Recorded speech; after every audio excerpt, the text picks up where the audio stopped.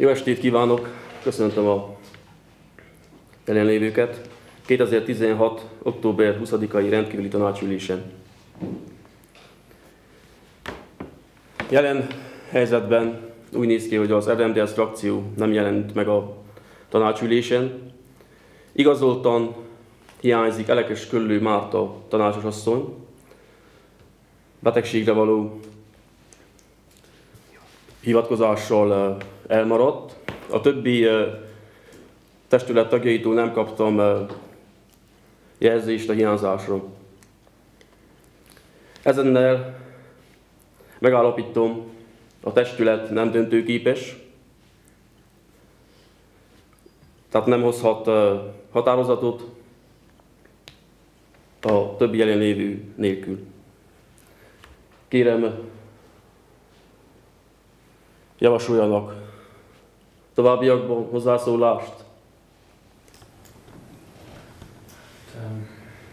Elnök úr, hát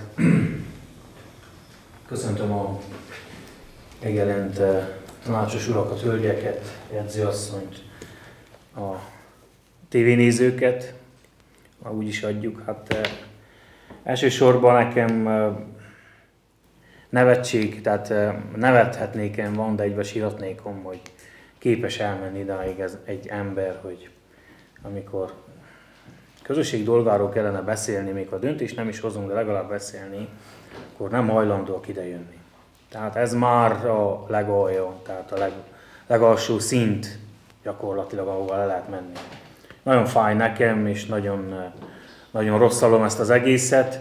Nagyon sokszor elbeszéltük azt, hogy alpolgármester nélkül lehetne dolgozni, nem kötelező alpolgármesterünk legyen, és kezdjük el a munkát, mindig azt kértem tőle, kezdjük el a munkát, és menet közben úgymond kikristályosodik, hogy ki legyen az alpolgármester. Akkor beáll a munkába, végzi a dolgát, úgyis legalább egy esztendő kell, mire megtanulja, hogy végül is mivel kell dolgozni itt, mit kell csinálni a közösség érdekében.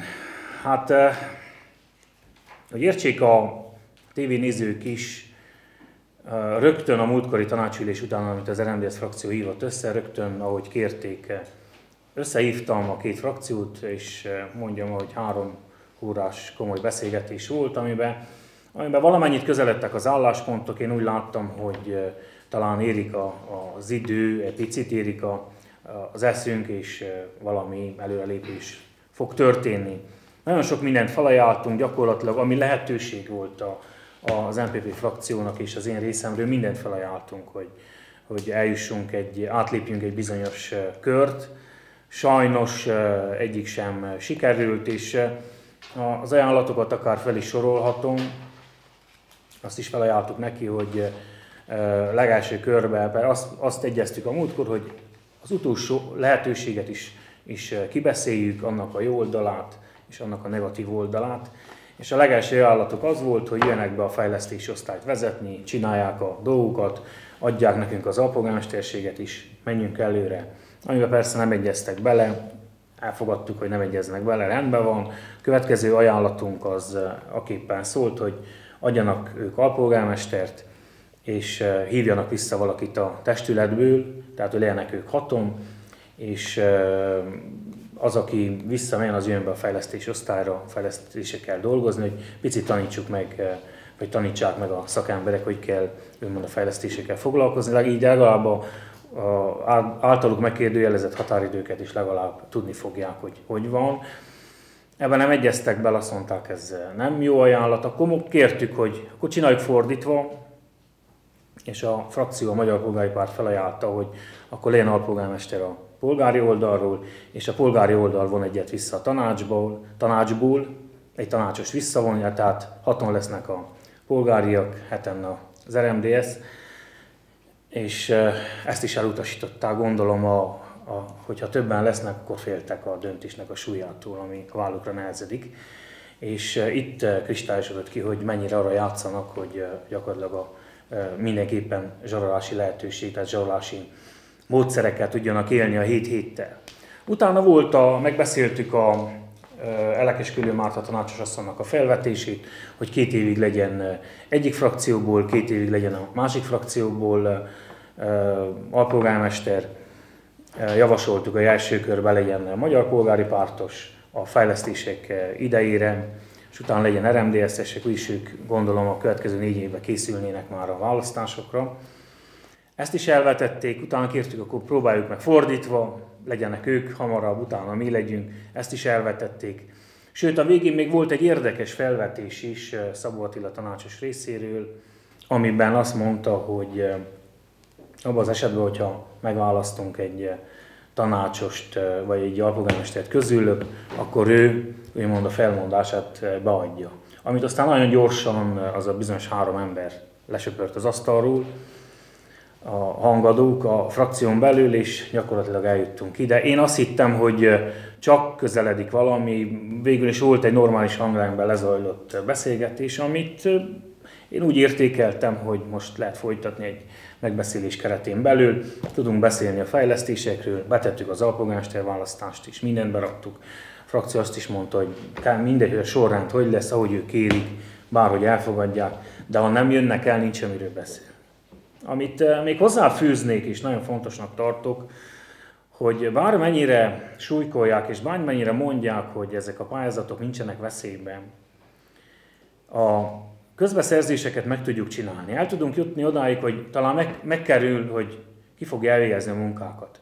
Addig a kivitelezővel nem tudok szerződést kötni, amíg nincs benne a költségvetésbe. Tehát azt jelenti, hogy gyakorlatilag én a 6 hónap alatt elvégzendő úgymond közbeszerzést nem tudom lezárni. Ezáltal egyértelműen írja a szerződésbe, hogy megszűnik, tehát úgymond felbontja a minisztérium a szerződést.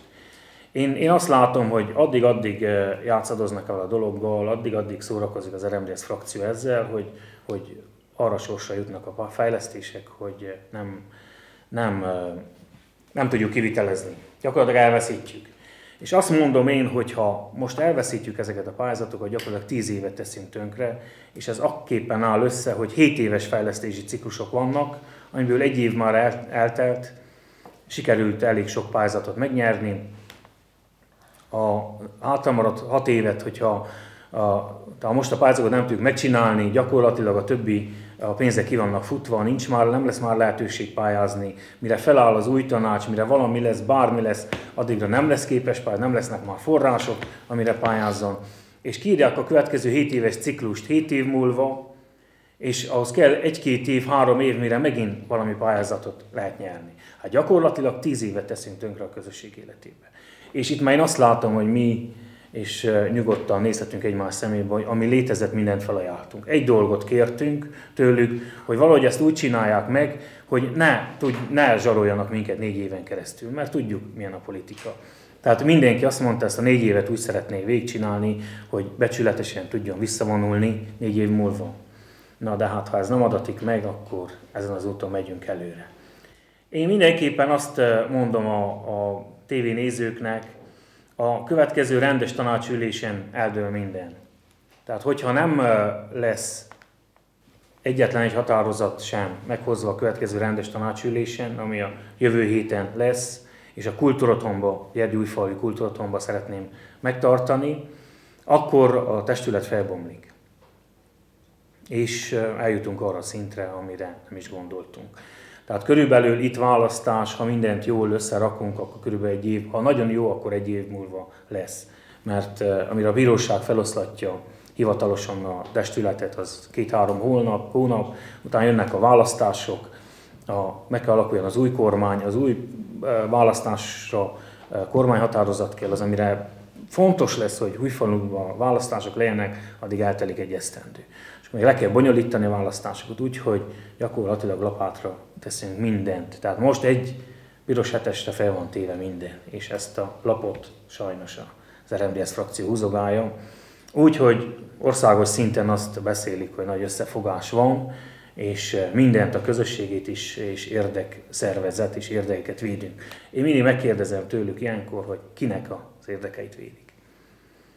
Na de hogy rövidre zárja a mondandómat, a tévénézőktől csak annyit kérek, hogy jövő héten, csütörtökön, este 7 órára, ha tehetik, jöjjenek el a Gyergyújfalvi kultúrotthonba, győződjenek meg élőben, lássák, hogy mivel kínlódunk, mit csinálunk mi, már mindjárt 4. hónapja.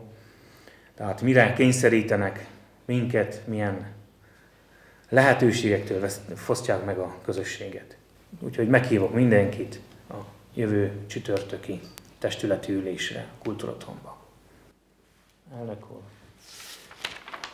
Úgy gondolom, hogy nem árt ismertetnem a napirendi pontokat, ugye mivel is a tévénézők is, a közösség lakója tudja, hogy milyen formátumban volt a 14 napirendi pont felvezetve. Ismertetném a napirendi pontokat. Egyes napirendi pont, határozattervezet az üléselnök megválasztásáról. Kettes, határozattervezet a gazdasági szakbizottság megalakításáról. Hármas, határozattervezet a 2016-os évi helyi költségvetés kiegészítésére. Négyes, határozattervezet a Vasláb Újfalu Fejlesztési Társulás támogatásának kiegészítésére, nyilvántartására, valamint szoftver megoldások Hargita megyében elnevezésű pályázat keretében beszerzett felszerelések ingyenes használatába vételének jóváhagyására. 6-os, határozattervezet a 76/2015-ös határozat módosítására. 7-es pont, határozattervezet a polgármester szakapparátusában a köztisztviselői állások betöltési tervének jóváhagyására a 2017-es évre. 8. határozattervezet Gyergyóújfalu község polgármestere szakapparátusa státuszjegyzékének módosítására. 9. határozattervezet a Gyergyóújfalu polgármesteri hivatal felújítása, megnevezésű beruházás gazdasági, technikai mutatóinak jóváhagyására. 10. határozattervezet a Gyergyóújfalu község közvagyonát képező erdős területekről a 2017-es évben kitermelésre kerülő lábon álló famennyisége referencia árának elfogadására. 11. határozattervezet az alpolgármester megválasztására. Ezek lettek volna a napirendi pontok, ami elég rendkívüli, hogy meghatározzuk, megszavazzuk, mivel döntésképtelen a testület, ezennel az ülést bezárom. Köszönöm szépen, elnök úr. Én még kiegészíteném egy mondattal, hogyha lehetőségünk van. Én annyit kértem az RMDSZ frakciót, hogy legyen szíves, jöjjön el, és egy ilyen rendkívüli tanácsülésen szavazzuk meg, ami a közösséget érinti. Minden olyan határozatot döntsünk, ami a közösség életében nehézséget okoz. Úgyis a rendes tanácsülésen, hogyha nem születik döntés, akkor felbomlik a testület. Tehát fel lehetne bontani ezt a testületet úgy is, hogy gyakorlatilag a közösség tudna élni tovább. Nem volna kitéve a közösség ennek a úgymond kételynek, hogy akkor mit veszítünk el, mit fog veszíteni a közösség. Tehát ezt meg lehetne oldani kulturáltan is. Nem kellene belemenni ezekbe a úgymond adókapukba, meg lehetne, én azt mondom, szépen is csinálni ezt az egészet. Beleléptünk a negyedik évben, már az utolsó hónapban az iskolának sincsen pénze, tehát gyakorlatilag még a fizetést sem tudjuk kiadni rendesen, sem az iskolának. Megint a beteggondozókkal, megint probléma lesz. Most egy hónapot kiadtunk, de megint probléma lesz, nem fogjuk tudni kiadni tovább. Tehát rengeteg olyan dolog kellene, nekifogni ennek az épület felújításának. Megvan pénzünk, megvan minden, nem tudjuk folytatni. Kellene mezei utakkal dolgozni, kellene dolgozni rengeteg közúttal, nem tudunk dolgozni. Én nem tudom, mit kell itt csinálni már lassan. Tehát én tudom, hogy faramúcin jött ki ez a választás, de ennyire egy adott helyzettel nem szabadna visszaélni. Nem tudom, hogy mire számít az RMDSZ frakció a következő választásokkor, hogy ezek után hogy fog a közösség rájuk szavazni. Én biztos, hogy nem tenném. Tehát én messziről elkerülném ezt az érdekszervezetet. És köszönöm szépen, meghallgattam.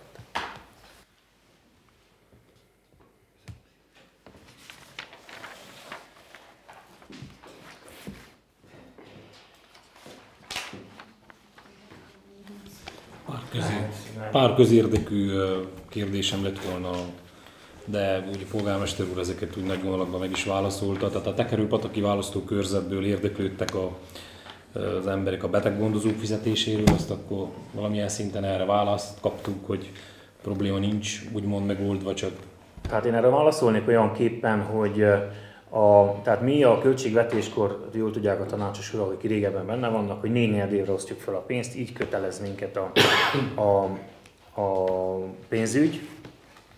És a harmadik negyedév végén elfogyott a pénzünk, ezért egy hónapot nem kaptak. Míg beleléptünk a negyedik negyedévbe, sikerült ezt kipótoljuk számukra, viszont tovább már nincsen. Tehát gyakorlatilag a pénzünk teljesen elfogyott. Volna pénz, tehát van pénzünk, csak a költségvetést az módosítani kellene. Egyik fejezetből át kellene tenni egy másik fejezetbe ezt a pénzt ahhoz, hogy hozzá tudjunk nyúlni, és erre a célra el tudjuk költeni. Én polgármesteri rendelkezéssel nem tehetem meg. És az az érdekessége az egésznek, hogyha fölbomlik a tanács, egy esztendeig pontosan az elmúlt évi költségvetést kell végrehajtjuk, és annak a 85%-át. Tehát én azt kérdezem, hogy a következő évben hogy lesz itt nekik fizetések adva, hogy lesz az tanügyben fizetések adva, hogy lesz a beteg gondozói pénzek kiadva. Mitre fogunk reszkírozni? Mert ezt sajnos én, mint polgármester rendelkezésekkel nem oldhatom meg. Tehát van erre egy törvénykezés, és mindig az van, hogy a polgármester tanács hiány csak az elmúlt év költségvetését veheti alapul, és annak a 85%-át. Még egy olyan kérdésem lett volna, hogy tekerőpatokon a Pérási részen többen is szóltak, többször is kérték, töltés kellene az útra, tehát a nyári árvizek ott olyan szinten bemosták a sárt, szinte egy része járhatatlan. Valamilyen megoldás erre tud-e születni, vagy amíg nincs költségvetésünk, nem lehet megoldani, vagy hogy működik ez? Sok ilyen kérés volt, rengetegen megkeresnek emberek, és a maga egyszerű lehetőségeimben, amit tudok segítek, mert én akkor tudok dolgozni, hogyha a költségvetésben van pénz, és ott vannak a pénzek, kellene kicsit módosítani, mert azért egy teljes évet jól tudjuk otthon a családba se tudunk megtervezni. Tehát egy év költségvetését nem tudjuk otthon se összerakni, holott ott sokkal szerényebbek a pénzek. Itt nagyjából, amelyre lehet összeraktuk, azért rengeteg munkálatot elvégeztük, év végén kellett volna ezeket folytatni. Volna anyagunk a bányába, de egyszerűen nem tudom kifizetni a fúvart is. És ha addig, amíg a költségvetésben nincs pénzem, a törvény egyértelműen tiltja, hogy nem szabad én szerződést kössek senkivel. Ugyanúgy, mint ahogy pályázatoknál, ahogy mondtam. Tehát mihelyt a költségvetésből pénz van befogva, rögtön köthetek szerződést, mehet a munka, kövünk ingyen megvan, a szállítást kell neki fizetni. Nem tudok mit lépni, sajnos meg van kötve a kezem, meg kell mondani a pérásiaknak, hogy szurkoljanak, hogy itt valami történjen. Nagyon sajnálom őket, de nem tudok tovább lépni ebbe a témába. Ha szerelnek valamilyen járművet, akkor megoldjuk. Tehát egy kérés alapján ki tudunk utalni anyagot, de sajnos nem tudok. Tehát a törvény egyértelműen köti a kezemet, és történetesen ez a jelenlegi úgymond helyzet. Köszönöm szépen részemről. Úgy gondolom, ez általános probléma, tehát Kénfalván is ugyanez a helyzet, tehát a közútak lassan már járatatlanok. Ugye az iskolódváról nem beszélve ásások voltak a nyáron, kanalizálás, munkálatok, oda is töltőanyag kellene, a köztérre ugye töltés kellene, a Felszegi utca, tehát az óvodánál meg utca van, most folynak a munkálatok, az árok szélesítése, ami egy cseppet fel volt töltve is úgymondva tönkretették, tehát ez általános jelenség. Gondolom Újfaluban is pont ez a helyzet. Mindenütt. Ott van 200 000 lejünk az árvíz alapban. Egyszer nem tudunk hozzányúlni. Tehát ez nevetséges lesz, hogy vissza kell adni egy olyan pénzt, amit fel tudnánk használni a közösségre. Képzeljük el, hogy hány téréskő lehetne. Megvan a buldeszkavátorunk, ami elég gyengesse. Hány téréskövet tudnék vitetni abból a 200 000 lejből.